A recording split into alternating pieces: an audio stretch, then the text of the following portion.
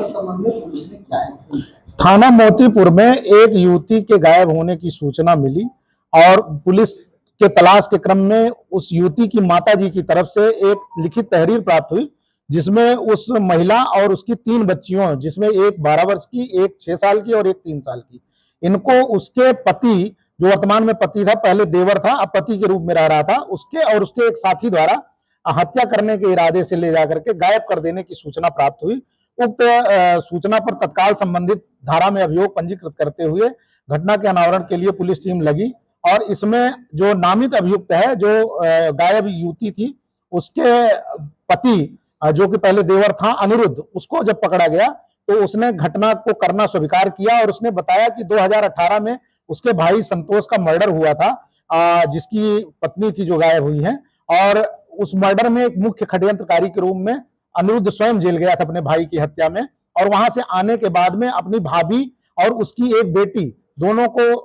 के साथ में रहने लगा, पति पत्नी के रूप में रहने लगे। बाद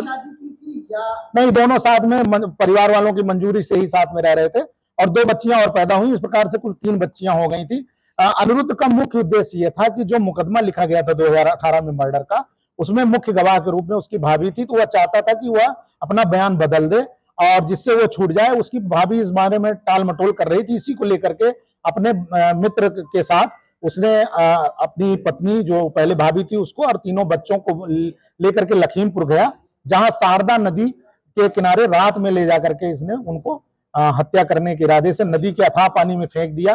और उसके बाद ये वापस चला आया। पुलिस ने इससे जब पूछताछ की है, पूरी घटना कबूल किया है, अपने साथी का नाम बताया है और इसकी निशानदेही पर घटना स्थल के आसपास से बच्चों के कपड़े, जूते भी और उस महिला के भी कपड़े बरामद हुए हैं।